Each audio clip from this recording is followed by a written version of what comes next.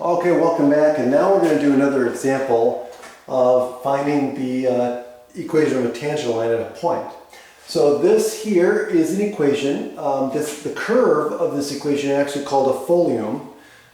It's actually from Latin for leaf, and it's actually named that way after René Descartes, the famous mathematician philosopher. Again, you should have seen some of these kind of folium curves from pre-calculus or some advanced algebra. Okay, but you'll be dealing with some more of these. But we don't even need the curve in order to do this problem. Okay, or I mean the graph of the curve. Okay, so now we want the equation of the tangent line. So again, we're going to have to find the slope. Now, notice that this is defined implicitly in terms of x and y. So this is implicit. This is an implicit equation, okay? And there's no way we can separate the y's and the x's to write this in an explicit form. If we could, that'd be a lot easier. So we're going to have to do implicit differentiation here. So I know the slope is going to equal to dy dx, okay? So I'm going to have to implicitly differentiate this and then solve for dy dx. So now let's do that. So this again is in terms of y, so it's going to be the chain rule. So it's going to be 3y squared and then times dy dx, because the inside function is y. Plus, now this is in terms of x, so we can just differentiate that explicitly because it's going to be just 3x squared. Minus, now here I've got x and y together. This is a product, so I'm going to have to use the product rule here, okay? Because I've got this function here times this unknown function. So let's do it. So it's going to be the derivative of the first, so that'll be 3, times the second, which is y, plus, now see, we're subtracting this whole thing, so I want to make sure that the subtraction is subtracting the entire thing, okay? So 3y, so it's going to be the derivative of the first times the second plus the derivative of the second, which is dy dx times the first, which is 3x, equals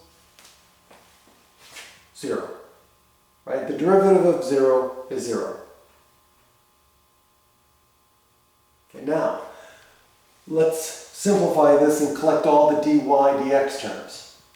Okay, so this is going to be 3y squared dy dx plus 3x squared minus 3y minus 3x dy dx equals 0. And so now I'm going to collect the terms with dy dx in it. So it's going to be 3y squared dy dx minus 3x dy dx. Now these two terms I'm going to put over on the other side of the equals. So I'm going to subtract this one and add this one. So it'll be 3y minus 3x squared. Okay, now I'm going to factor out the dy dx.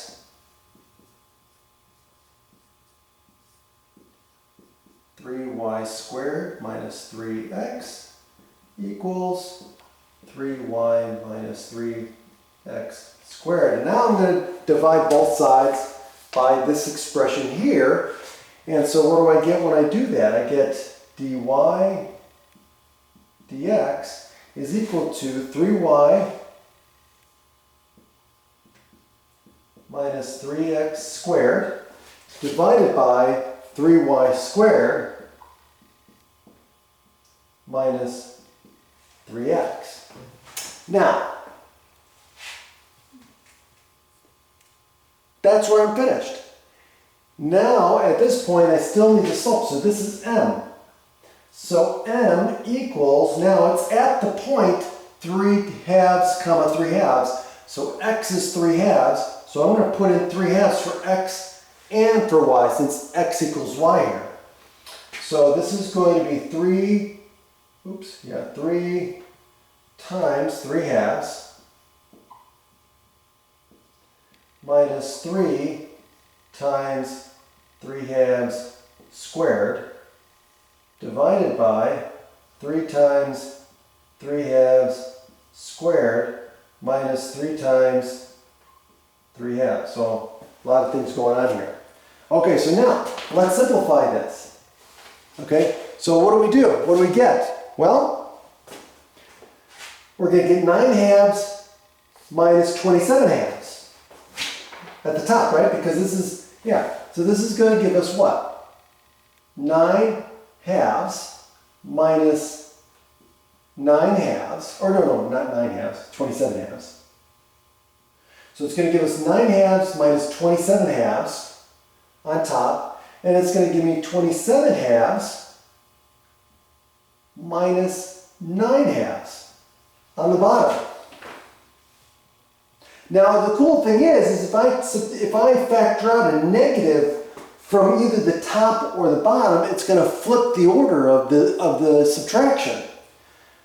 So the interesting thing is this is going to give me a -1.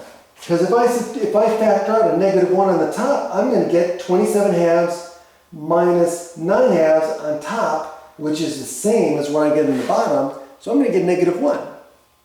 So the slope turns out to be -1.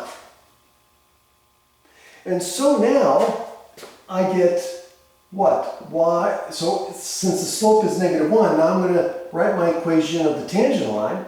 And so it's going to be 3 halves equals -1 times 3 halves plus b. And now watch what happens. Now I get 3 halves equals -3 halves plus b. So what is b going to equal? Well, b is going to equal 6 halves or 3. So there you go. I got my equation of y. It's y equals -x plus 3. And I'm done. Have a great day.